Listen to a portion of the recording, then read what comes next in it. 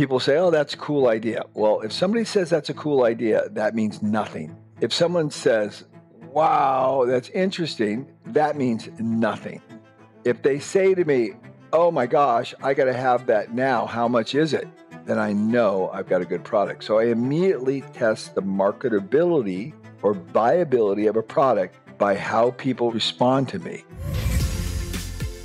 Hello and welcome to the UpFlip podcast. I'm your host, Alex Freeman, and on this episode, I'm sitting down with lean manufacturing guru and renowned entrepreneur Paul Akers to hear his expert advice on how to develop a product that sells. Paul Akers designed his first invention, the FastCap, in 1997. It was so successful, he grew a company around it, and in the 25 years since, FastCap has developed over 800 products, more than 20 products every year. Paul is truly a legend of product design and manufacturing, and I can't wait to hear his expert insights about generating product ideas, verifying their saleability, and bringing them to market with the best chance of success. Let's start the conversation. Paul, thanks for joining us. My pleasure, Alex. So, for any listeners that aren't familiar with your story, can you briefly share your background with FastCap and designing products? Absolutely. I'm a simple carpenter, simple cabinet maker. I built furniture in my home. I had a beautiful home shop, and I was always a very curious person, always kind of improving everything, but very small business guy, very simple guy. I have my degree in education, didn't go to marketing school or an MBA or anything like that. And I basically got frustrated with a simple problem that I was having, and that was covering screw holes inside of cabinets. And one night in my shop at about 8 o'clock at night, I was tired. I wanted to go to bed, and I had to cap a bunch of screw holes in this cabinet job that I was doing. I had to deliver the next morning. And I said, there's got to be a better way than the way that I've been doing it and everybody else had been doing it around the world. And I took a little piece of plastic, put some contact adhesive on the back of it, stamped it out of a Christmas tree stamp that my wife had for creative memories for scrapbooking with photo albums, put it over the screw hole, and it worked. And that's how it all started. So that first product, born of your own frustration and needs, from there, how are you generating ideas for new products? Is that kind of creativity something that you're just kind of like born with, or is that a skill that you have learned over time? Well, the truth of the matter is, Alex, no, it is not something that's unique to me or other successful inventors. I think that God imbued into all of us this ability to solve problems. I think that's why he gave us this complex brain that can process and analyze and work through things. The problem is most people just don't know how to develop products. And once you teach them how, once you do a little bit of training, you might find out that most people are capable of developing products. Sure, it's not going to happen in 1 month or 6 months or maybe even 6 years. It might take them 10 years to come up with a good, viable product. But it's all completely doable from any human being as far as I'm concerned. And we get all of our ideas from our customers. So we rely on our customers, not all of our ideas, I should say, but the vast majority of our ideas. We rely on the customers who use our products and are faced with problems in the cabinet making industry and carpentry industry every day to find viable solutions to their problems. They present them to us. If we like them, we put them on the market. So is that harvesting ideas from customers? Is that the number one strategy for brainstorming product ideas, or are there other strategies to consider? No, that is FastCap's number one strategy. We certainly come up with ideas internally ourselves as well, because we're all cabinet makers and woodworkers and we understand the industry. But we're not presumptuous enough to think that we understand the industry better than people who are actually doing the work every day. See, we're not actually doing the work anymore. I used to do it for 30 years, but I don't actually swing a hammer anymore. But I know the industry very well. We rely on people who are swinging the hammer and using the saw to come up with the idea. So that is primarily the strategy on which we develop products. And everyone in the world knows that about us. So they're really looking to us as the kingpin of innovation for the industry, because they know our products they're not something that we came up with to make money, but they actually are problems that have been solved by the customer. And how early in that process are you considering the market and product viability? Or is that something, is that early in the brainstorming process, or does it come later? It's immediate. And this is the process. It's so simple. So, we're a lean company. People have listened to the podcast on lean manufacturing. We do everything with great efficacy and simplicity. So all that happens is somebody will send me an email, and every day I get these emails. or these messages on WhatsApp or Signal or whatever way they choose to contact me, sometimes a text message. And they'll say, here's my idea. And I say, no, send me a video 1 to 2 minutes long, holding your phone horizontally and demonstrating your problem and your solution so I can see it. If I think it's good, I simply take that video, direct it to a beta tester chat. Now, this is a group of people all over the world who are carpenters and finished carpenters and cabinet makers. And I ask them, what do you think of this idea? And usually within 10 minutes, I get a reply back. And if there's 3 responses that I'm looking for. Number 1 is people say, oh, that's a cool idea. Well, if somebody says that's a cool idea, that means nothing. If someone says, wow, that's interesting, that means nothing. If they say to me, oh my gosh, I got to have that now, how much is it? Then I know I've got a good product. So I immediately test the marketability or viability of a product by how the beta testers respond to me. If they say I got to have it now, oh my gosh, that's it. How much are we going to sell that for? I know I got something. That's fantastic. And this is a good point to remind our listeners that, one, if you're new to the show, we have done previous interviews with Paul about lean, how to run a lean business, and also some great YouTube videos with Paul on business ideas where you shared how to come up, validate an idea, and all of that. Aside from creativity, what other skills are crucial for inventors and product designers? That's a very good question. So I am a aspiring chef. I like to cook a lot, but I'm not a professional chef. And let's say I come up with a product for the cooking industry. Do you think there's much of a viability that it's going to come up, it's going to be a good product? The answer is probably not. Because what it turns out is people who are tacitly involved in a particular industry or discipline don't really know that industry really well, like pros do. So, the most important tenet that an individual needs is to be an expert in the industry. So, if you were a butcher and you wanted to come up with a product for butchers, and you'd been doing it for 20, 30 years, and you knew this product didn't exist, and there was a problem that exists that most people were having, you went to trade shows and nobody ever solved the problem, and you came up with a solution, you know what, you'd probably be a good person to listen to. But if you were a weekend warrior chef and you came up with a better way to sharpen your knife, I would say I would not give yourself too much credence. What is the timeline for new product development at FastCap from idea to launch, and how does that differ for someone who might be an independent inventor?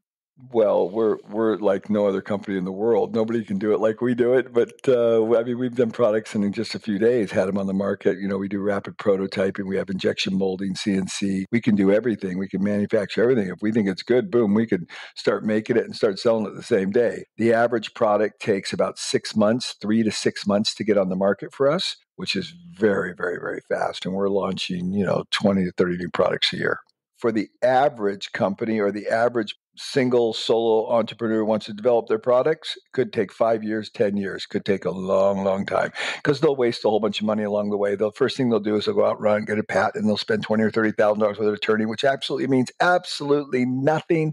It's the biggest waste of money in the whole world. They should have taken all that money and invested it in the product development and getting the product to market. But this is the typical things that most people do. I think 95% of all patents that are filed in the U.S. Patent Office never get to market. So that's the first mistake people make. And then they get caught up in that whole rabbit hole and spend so much money, they don't have any money left. So can you talk us through those big picture steps of developing a new product? So if you come up with a good idea, I'm going to make the assumption that you're an expert in your field and you know what you're doing. The first step is you need to show it to 2 or 3 other, obviously trusted people who are professionals in your field and see what kind of response. Hey, that's a cool idea. Hey, I really like that. Or, oh my gosh, I got to have that right now. How much is that? I want to buy it. So that's the first step. You have to show it to 2 or 3 other people in your field who are competent at giving you a reasonable and fair assessment of it. And you're looking for that third response. Oh my gosh, I got to have that now. How much is that?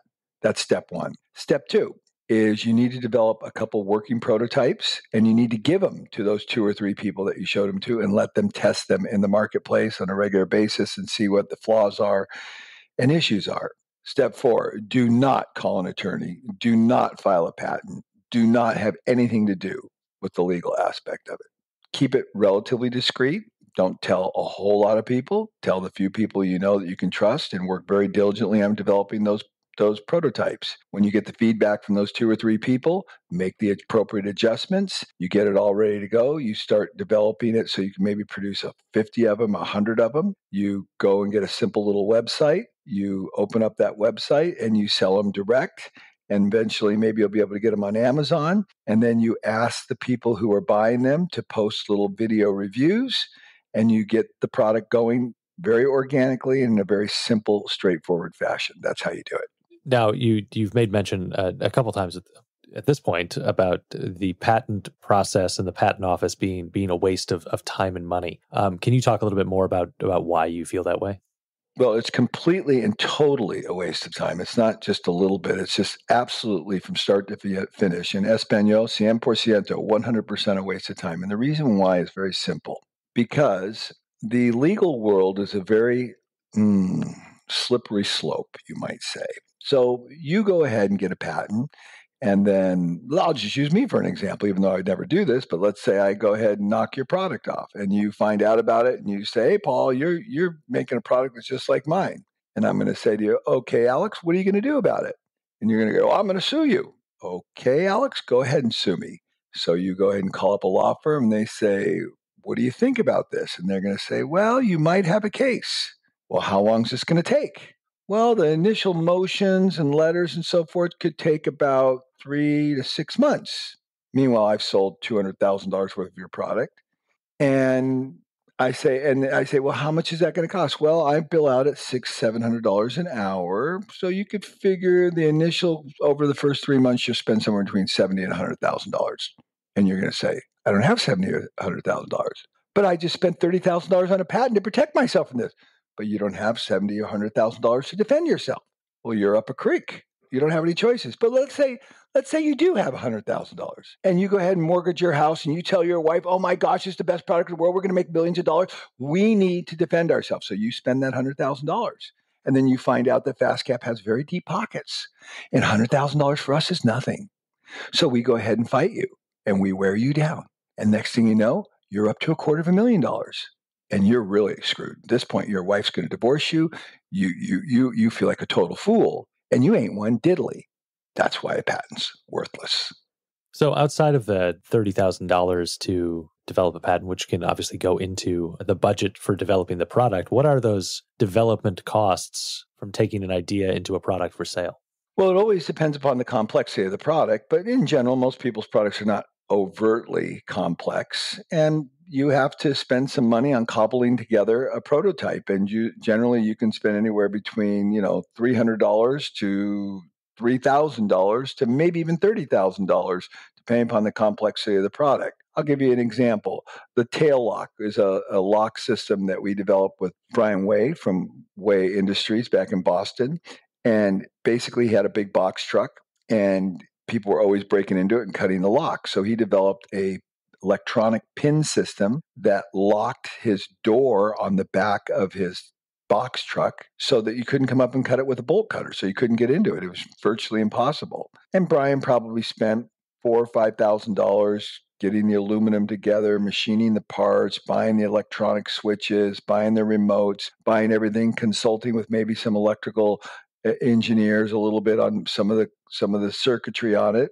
And he spent $4,000 or $5,000. Then he brought it to us and he said, "Paul, this is what I got." And I said, "Oh, beautiful job, Brian." And we looked at it, and then FastCap took it, and we probably spent $10,000 re-engineering it and making it more suitable for the marketplace, less expensive to manufacture, because he didn't know a lot about manufacturing. He just cobbled it together with existing ideas.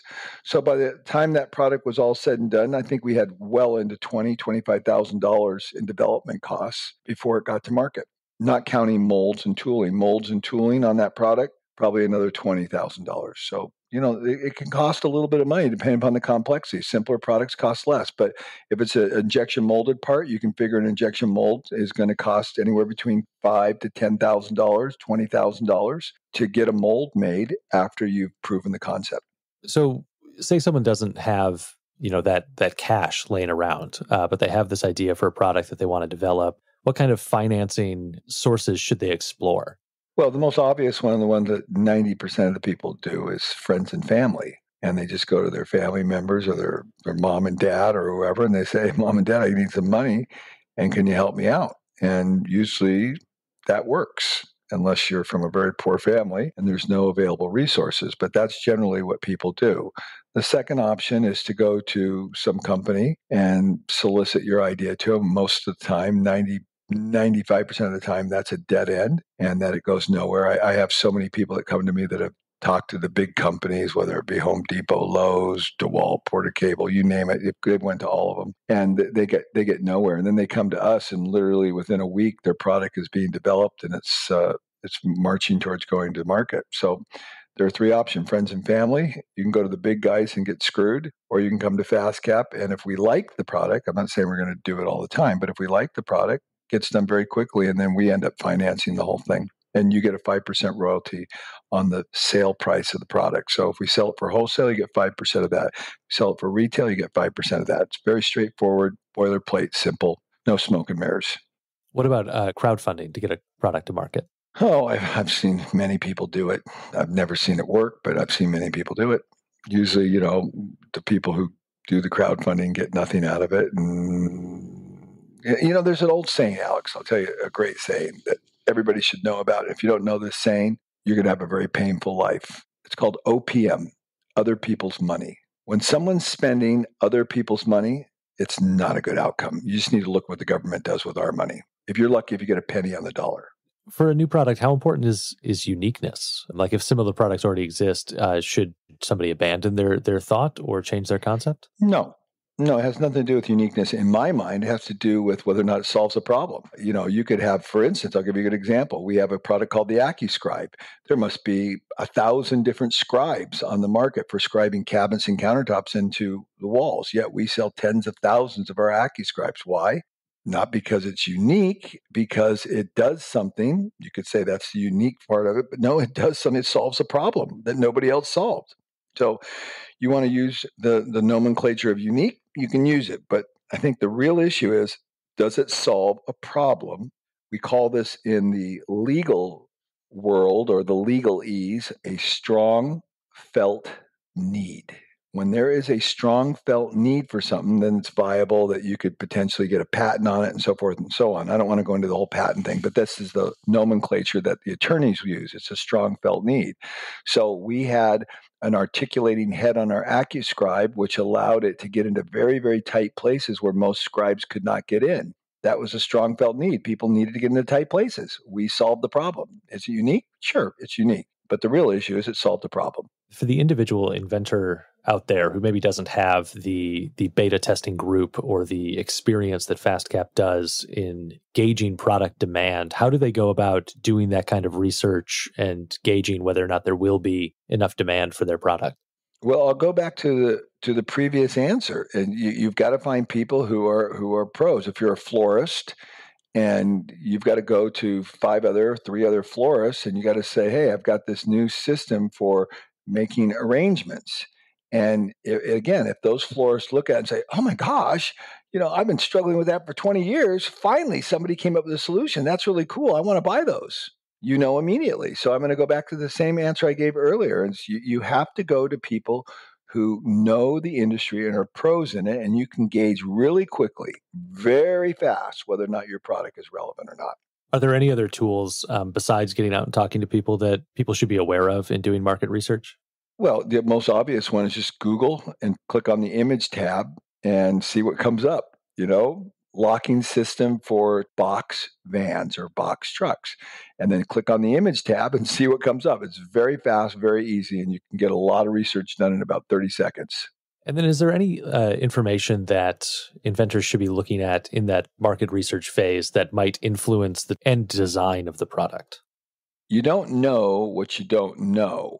And so there is no canned answer I can give you on that, what you just asked, because you need to work with the product. And as you work with the product, you will quickly and readily find out what the design elements are that are necessary for it to be highly functional and useful to a potential customer.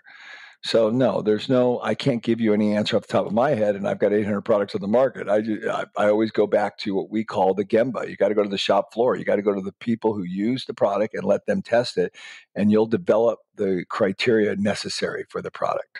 Using our box truck locking system example, say somebody has a similar idea, but maybe doesn't have the access to the tools required to actually machine the lock mechanism. What resources should they be looking for to get that prototype built? Most of the time, what I've found, Alex, is you can go down to the local hardware store and get products that will suffice for your first draft. But if that isn't the case, you can find out who does rapid prototyping in your area. You do a Google search, rapid prototyping. And if that doesn't work, you can go on Amazon and buy a rapid prototype machine for $500, $1,000 and do your own rapid prototyping. And if that doesn't work, you can go to the local machine shop and have them make a prototype.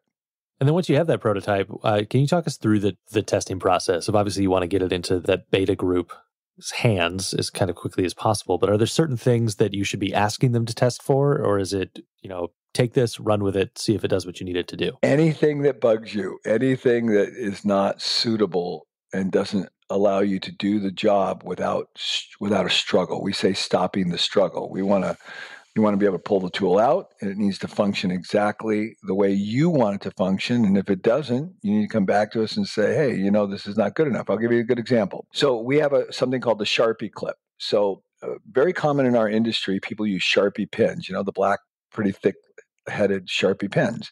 But the problem is they have a cap on the end. And every time you want to use it, you got to have two hands, you got to pull the cap off, and away you go. So we made something called the Sharpie clip. But of course, it came to us from a carpenter who brought us the idea.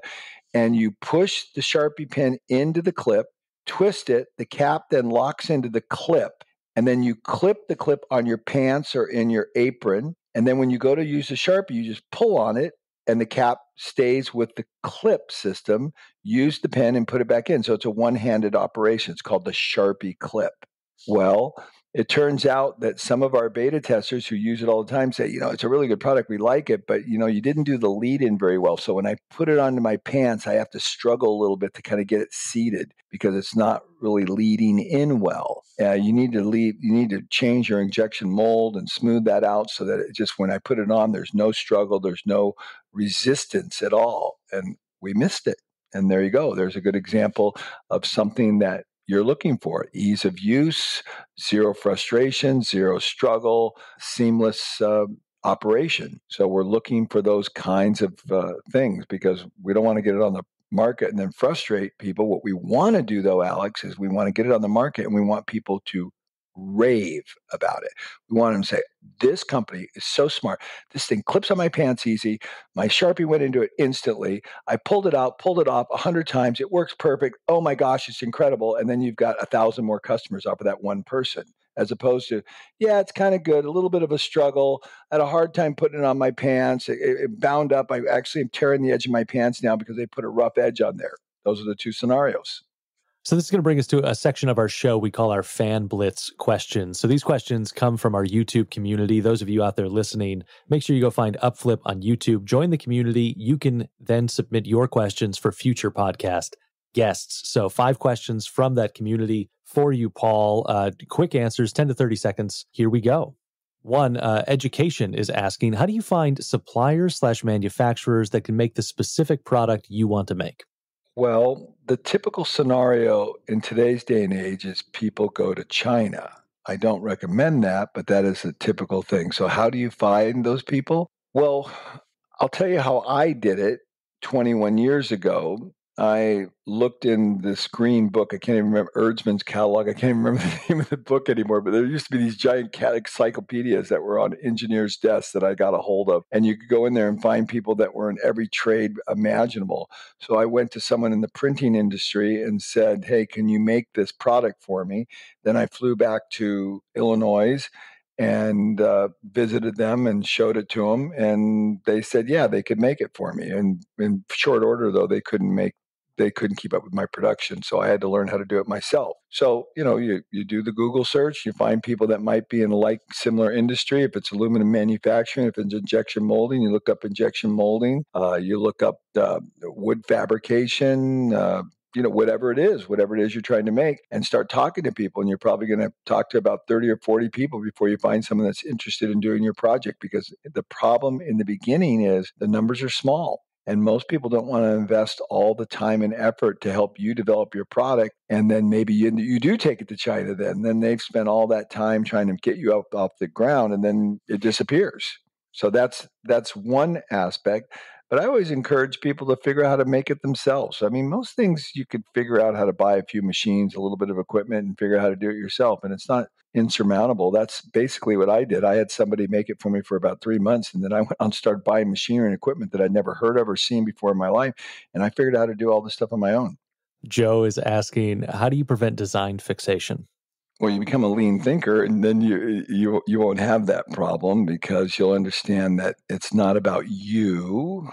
It's about other people's ability to function effectively with the product. So if you're not a lean thinker, you're probably going to be a little bit of an egomaniac potentially, and you'll be obsessed with your design and your this and your that and everything else. So, you have to get yourself off the throne is the best answer I could give you. TT is asking, what is the most profitable product that you developed? Well, I've developed a lot of very profitable products. So, I mean, I don't know that it's relevant the most, but I've developed the FastCap's profitable, the Speed Brace is profitable, the Third Hand is profitable, the GlueBot's profitable. I mean, I could just go on and on. I have a long, long list of products that are very profitable, as well as I have a very long list, a longer list maybe, of products that are not profitable. Then fifth question here, to what do you attribute your success? That I'm a C&D student, that I don't think too much of myself, even though most people could be listening to this and saying this guy's kind of cocky. That I'm a C&D student, that I don't have an MBA, I didn't go to MIT, I didn't go to JPL, I didn't do any of that stuff, and that I'm just super curious. And I'm willing to listen to other people. And I listen to other people all day long, and I don't think I've got genius disease and I'm the only one that knows how to develop a product. And that is the key to my success. So that is going to do it for our Fan Blitz questions. Again, those came from our YouTube community. Those of you listening out there, go find UpFlip on YouTube. Plenty of great, informative videos with entrepreneurs of all stripes, including Paul, there on the channel. Join the community. You can submit questions for future guests. Paul, just a few more questions from me here. How do you know that a product is ready for sales production? Are there signs that you look for that you know, okay, now it is time to launch the product? Yeah, nothing's ever ready, Alex. Nothing's ever ready. Everything is going to continually be changed. I mean, every one of our products is being improved all the time. But the answer to your question is you've done your due diligence. You've let an adequate number of people handle and use the product, and you've sorted through most of the things that they brought to your attention, and you've addressed all those issues, and it's time to launch. And then you get it out there 3 to 6 months, and you find out there are a couple of the things you missed, and you make those changes, and you keep rolling with the punches, because that's just the way it is. You need to look at Apple's watch, you need to look at Apple's phones, you look at Samsung and everybody else. They have never produced a perfect product at all, but it's good enough. And then what are those challenges in scaling from a prototype to mass production, and how do you plan for those challenges? Again, I'll give you an answer in Espanol, because I think in Espanol it's paso por paso, step by step, despacio pero seguro, slowly but surely. So nobody can map this out exactly as it's going to go. You have to take one day at a time, and you scale as it comes to you. The best advice I could give you regarding this is you need to speak with someone like myself or somebody else who has experience, and be asking your mentor regular questions, like, hey, Paul, what would you do in this situation? This is what I'm up against now. And I'd say, okay, this is what you should do. But if you try to reinvent the wheel completely on your own, it's going to be both costly and timely, where there are people out there like me that are more than willing to help people at no charge, just to give them advice. And that's what I recommend. Get a mentor who knows what's going on. I had a mentor, Dennis Gazar, who was an aerospace engineer, and I brought my ideas to him, and he gave me more great advice than anyone I could. He was just the most amazing guy. He was just spouting off wisdom every time he opened his mouth. And I listened very carefully to what he did, and I took 99% of his advice. There's one piece of advice I didn't take from him, and I was right that I didn't take it from him, but everything else he told me, he was right on the money. And then as you get ready for that initial product run, the production run of a new product, how do you size that production run? I would say you undersize it. I would say it would be better to size it and come up short than size it and come up long and have a bunch of product that doesn't work or needs to be reworked, or you have a bunch of money invested in something what you have to throw out. So I would rather have the pressure of demand than the pressure of throwing stuff in the dumpster. So undersize is the answer. And how long before launch should you start marketing that new product? And what strategies are you using to generate buzz and interest pre-launch? Well, that's one of the things I do, that some of the advice from Dennis Gazar that I didn't take, and that was I strictly do all my marketing with my iPhone, and I shoot short little videos horizontally. They're a little corny. They're not super hyper professional. Dennis thought I should do everything really corporate and professional, and I said, no, that's not the way the world is going. So I say just make a simple video showing the problem and the solution.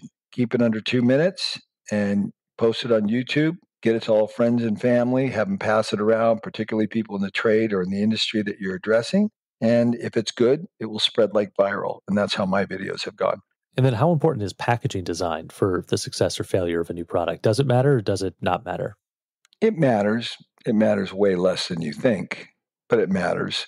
I'm a difficult person to ask on that question because a lot of my products are simply marketed, direct on our website. They're not sitting in a store in a retail environment. Really? When you buy an iPhone, Mhm. are you buying the iPhone because Apple's got the sexiest packaging in the world? No. No, no. You could Yeah. care. You could care less. Apple does that to make themselves feel good. It has nothing to do with you. You could care less.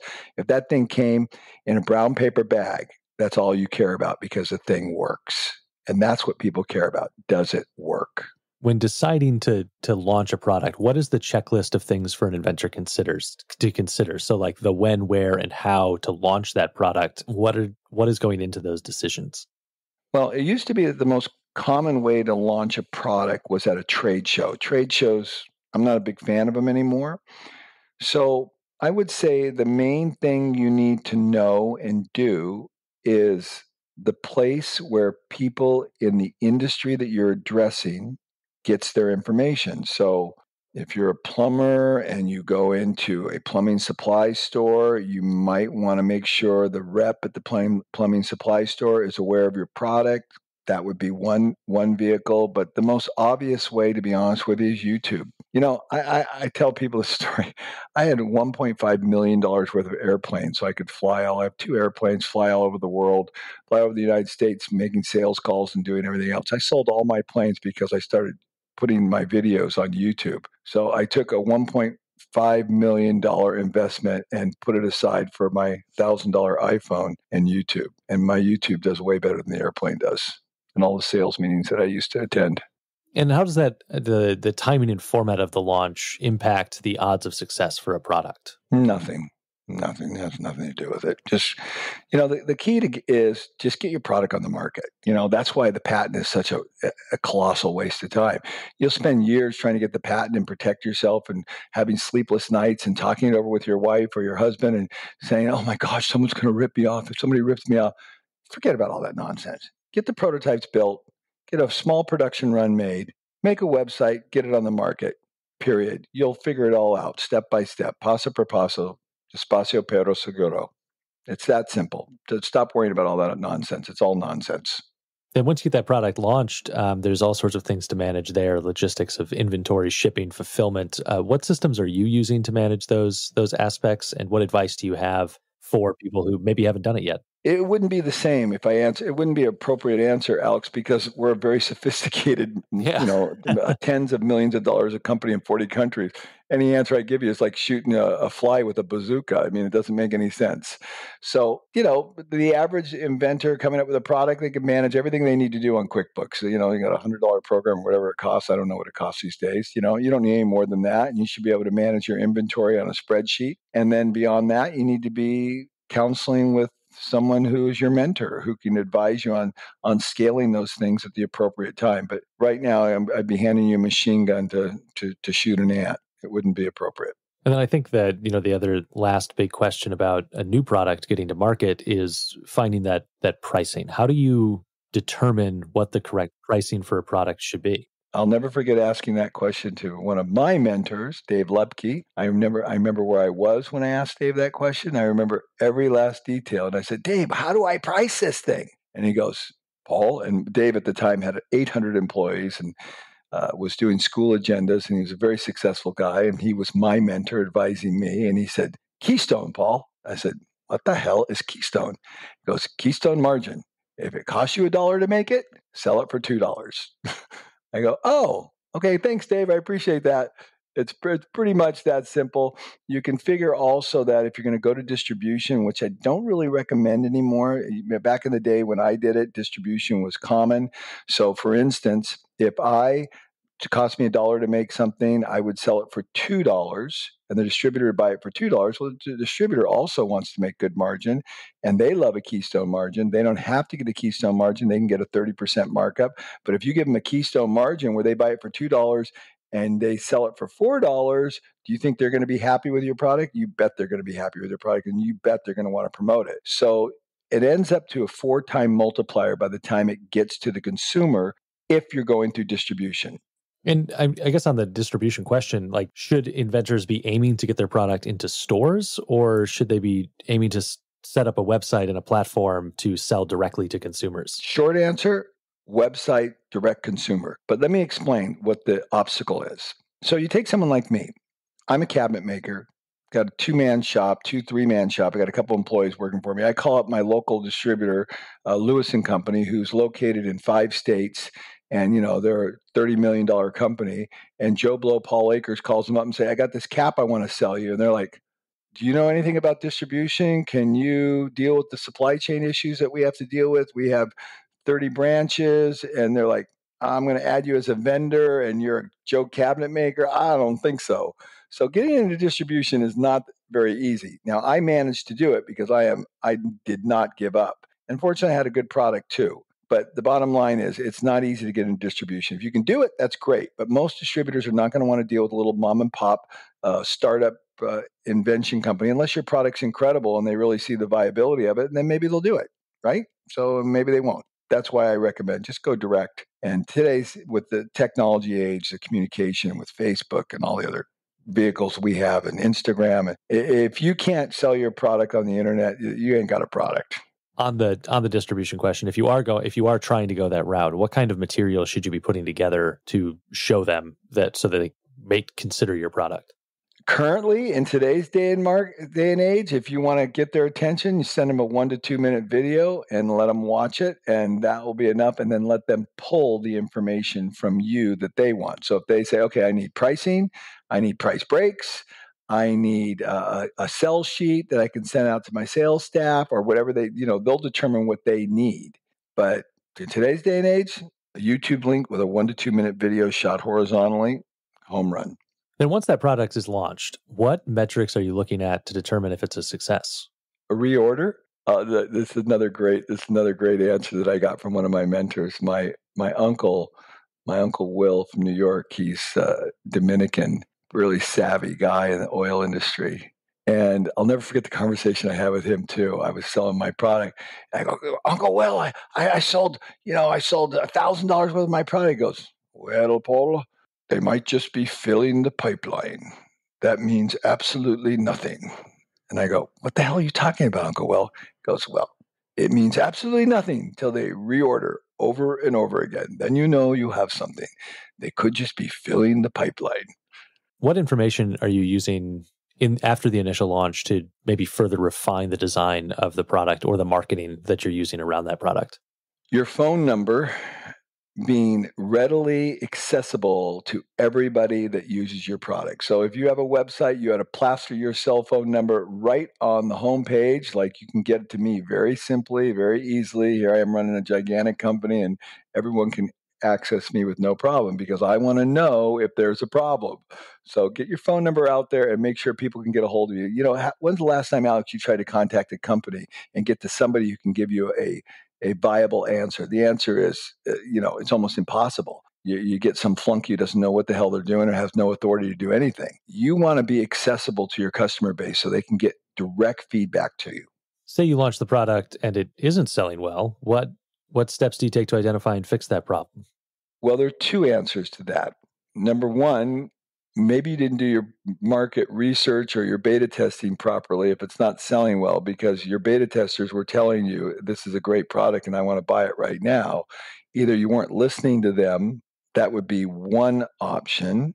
So, you don't want to have that situation. And then the second option is I'll give you a couple examples. So, for instance, I developed two products that I can think of off the top of my head that did not go well. It took 2 years before they gained traction. The power head screw, this screw that I developed with this great big head on the end of it, I knew it was a good idea because I was a cabinet maker and there's a problem that I had of screws pulling through when you put them together.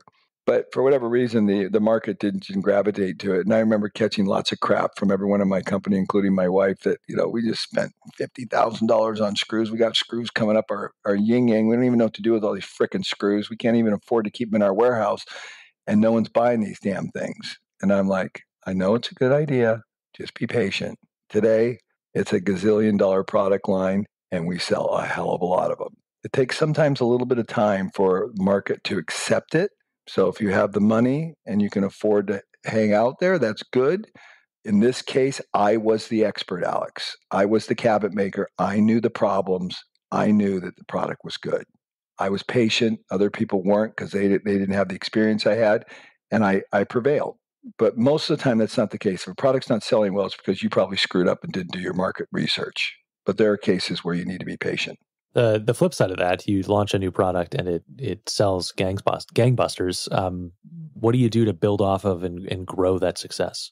Well, oftentimes you want to go to your customers and say, is there any other iteration that I need to be considering? And indeed, that's exactly what happened, for instance, with the powerhead screw. So we came up with the powerhead screw for wood.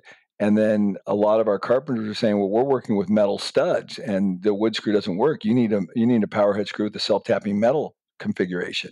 I go, oh my gosh, that's brilliant. So they told us of another iteration and we came up with a whole nother iteration. And then after that, people came to us and said, we don't really like square drive. And you made all your screws with square drive. We want Torx. Torx is industry standard, particularly in Europe.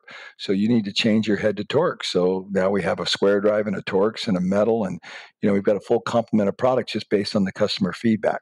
What's the biggest mistake you've made with new product development and what did you learn from it? Thinking that everyone thinks like me. So I am a little bit of an unusual bird because I appreciate the tiniest improvement, the most subtle nuance that allows me to do my work more effectively. Most people can tolerate a lot of crap before they go, I can't do this anymore. And so I learned that not everybody has to have everything super organized and very, very refined to a gnat's rear end. For me, that's the way I have to have it. I have my chopsticks in a certain place in my silverware drawer. I have my forks very neatly organized, stacked on top of each other, and they can't slide off from side to side.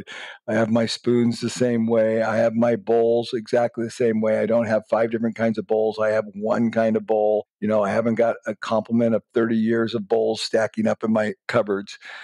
I'm not a normal person, and I had to come to grips with that not everybody thinks the way I think. So I don't get too engrossed in my ideas, particularly if the people around me, those beta testers, are saying, yeah, Paul, I see what you're saying, but it's really not that important. I'm going, but it is important. No, it's not important. Finally, and I think we've talked about a few of these throughout this conversation, but what traditional advice about new product development is outdated or no longer applies in 2022, and what should inventors be doing instead? Well, the most obvious one that comes to mind is that you need somebody to help you do it, and you don't. You can do it all on your own with a website and some in-house product development and some in-house manufacturing. You can do it all yourself. I know I'm working with a gal right now who created a dust collection system for drill presses, and I have never in my life ever met, and all the inventors has ever come to me, I've never met anybody who is more resourceful and applied creative thinking to the manufacturing and development process than Trish. And she is literally one of the most amazing people I've ever met. And she's just a, podunk little, cabinet maker working in her shop. And she developed a beautiful product, and the manufacturing of it was impeccable. And it was just hats off to it. So you don't need anybody else. If you're resourceful, you can figure it all out yourself. That is going to do it for this episode of the UpFlip podcast. Make sure you check out our YouTube channel where we have several interviews with Paul Akers, and also check out our blog for more business tips and strategies. You can find links to all those places in the resources section of this episode. Paul, thank you again for joining us. Absolutely, Alex. And, I might say this as well. I don't have any problem with any of your listeners contacting me directly to ask me a question. You can get me on WhatsApp. You can put my cell phone number out there, 360-941-3748. But I'm going to say one caveat to all of you. You cannot drive me crazy. I mean, you send me a quick audio message or send me a quick video. Paul, this is my product. This is what I'm doing. You have any comment? I'm happy to help you. But it can't turn into me listening to 3 hours worth of your messages all day long, because I get contacted by hundreds of people every day. I love helping people, but you got to be pithy. Awesome. I love it, Paul. Thank you for that generous offer, and I'm sure many of our listeners will take you up on it. Perfect.